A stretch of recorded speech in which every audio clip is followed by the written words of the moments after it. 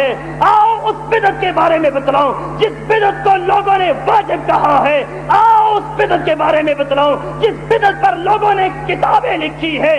وہ بدعت اس صدی کی سب سے بڑی بدعت، رسول اللہ کے زمانے سے لے کر آج تک سب سے بڑی بدعت اگر امت مسلمہ کے اندر کوئی نکلی ہے تو وہ تقلید کی بدعت ہے۔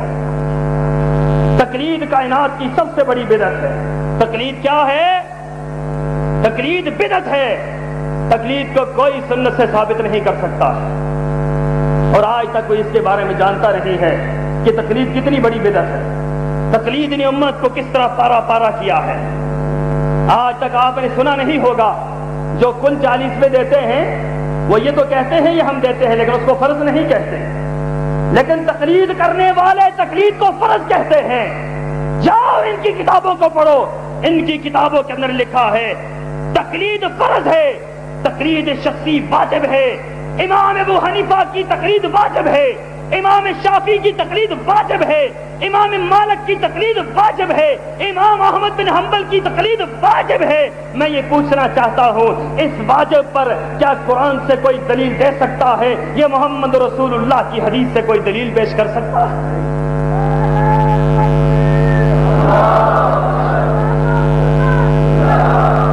اتنے بڑے مجمع میں آپ کے سامنے یہ بات رکھ رہا ہوں، خدا کی قسم ہے میری بات کو اختلاف پر محمول نہ کرنا، میری بات کو کسی اور طرف لے کر نہ جانا۔ میں آپ کو ایک ایسے عمل کی بات بتلا رہا ہوں جس نے امت کے اتفاق کو پارا پارا کیا ہے، اور لوگ اس کو فرض کہتے ہیں، لوگ اس کو فرض کہتے ہیں۔ جاؤ اٹھا کر دیکھو کتنا ظلم ہوا اس تقلید کی وجہ سے، اس تقلید کی وجہ سے امت کے اوپر کتنی مشکلات آئی ہیں۔ بیت اللہ جیسے امت کی وحدت کے مرکز کے اندر 4 مصلے بچھائے گئے، ایک مصلہ شافعی کا ہے، ایک مصلہ حنبلی کا ہے، ایک مصلہ مالکی کا ہے، ایک مصلہ امام ابو حنیفہ کا ہے۔ چاروں اماموں کے مصلے مختلف انداز سے بچھائے گئے ہیں۔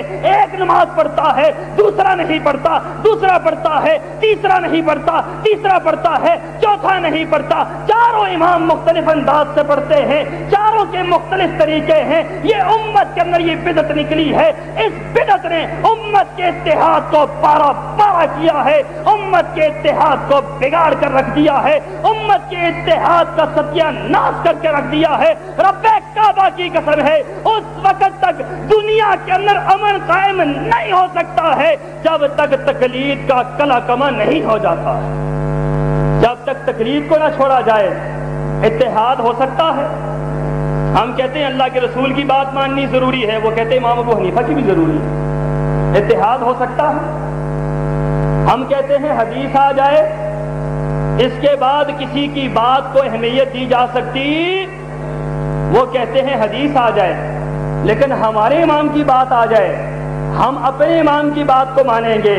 جاؤ جا کر مولانا محمود الحسن کی کتاب پڑھو، اس کتاب کے مقدمہ کے اندر پڑھو، تقریر ترمذی ہے، اس کے مقدمہ کے اندر مولانا ایک مسئلے پر بحث فرما رہے ہیں، بحث کرتے کرتے وہاں پر یہ بات لکھتے ہیں، حق بات یہ ہے امام شافعی کا مذہب کیا ہے؟ حق ہے، حق اور انصاف یہ ہے، امام شافعی کا مذہب حق ہے۔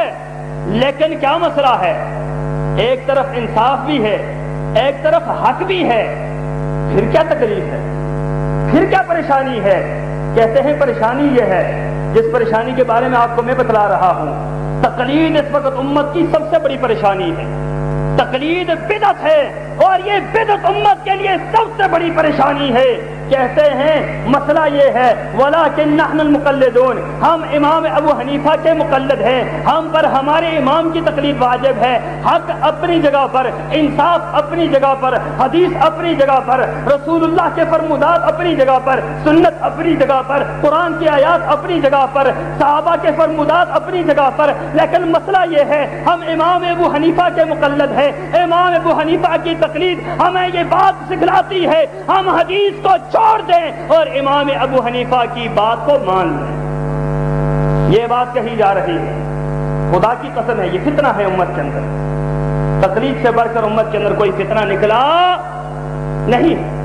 ایک کعبہ، ایک نبی، ایک کتاب، ایک اللہ، ایک مرکز, ایک منبع, مسلمان ایک کیوں نہیں ہے؟ آج مسلمان رسول اللہ کی حدیث پہ راضی نہیں ہے, آج مسلمان رب کے قرآن پہ راضی نہیں ہے. لوگ یہ بات کہتے ہیں کہ نہیں نہیں, قرآن اور حدیث بھی ٹھیک ہے لیکن اماموں کی باتیں بھی ٹھیک ہے, اماموں کی باتوں کو بھی نہیں چھوڑا جا سکتا. مجھے یہ بتلاؤ کہ صحابہ اکرام دنیا کے سب سے بہترین مسلمان تھے یا نہیں تھے؟ صحابہ اکرام کس کی تقلید کرتے تھے؟ صحابہ تقلید نہیں کرتے تھے, صحابہ اتباع کرتے تھے. تقلید یہ لفظ ہی غلط ہے, لفظ تقلید یہ غلط لفظ ہے. آپ اس لفظ کو اٹھا کر دیکھیں, اس لفظ کی تعریف کو پڑھیں, اس کی تعریف ہی بڑی عجیب سی ہے. اس بحث میں نہیں پڑھنا چاہتا, یہ بات کہنا چاہتا ہوں کہ صحابہ اکرام جو امت کی بہترین جماعت تھی, جو نماز بھی پڑھتے تھے, روزہ بھی رکھتے تھے, زکوٰۃ بھی دیتے تھے, حج بھی کرتے تھے, حکومتیں بھی انہوں نے کی ہیں, تجارتیں بھی کی ہیں, انہوں نے کتاب و سنت سے یہ سارے کام کیے ہیں یا فقہ سے کیے ہیں؟ صحابہ کا گزارا چلا یا نہیں چلا ہے؟ صحابہ کی زندگی گزری ہے نہیں گزری ہے؟ اگر صحابہ کی زندگی کتاب و سنت پر چل کر گزر سکتی ہے, اگر صحابہ کتاب و سنت پر چل کر کامیاب ہو سکتے ہیں, تو اہل حدیث کتاب و سنت پر چل کر کامیاب کیوں نہیں ہو سکتے ہیں؟ ہم یہی بات کہتے ہیں. لوگوں خدا را ہماری بات پر غور کرو, ہماری دعوت پر غور کرو. ہم اتحاد کی دعوت دیتے ہیں, وَاعْتَصِمُوا بِحَبْلِ اللَّهِ جَمِيعًا وَلَا تَفَرَّقُوا. ساری امت کو کہتے ہیں لوگوں قرآن اور حدیث کو مانو. سارے اماموں کی اپنی جگہ پر بات ہے.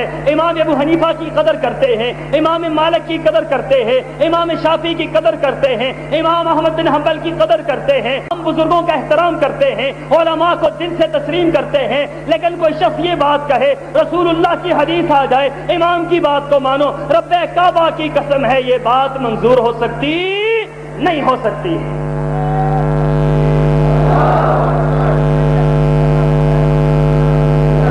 اور میرا یہ تجربہ ہے جو مجھے چشتی بھی بنا دیا ہے.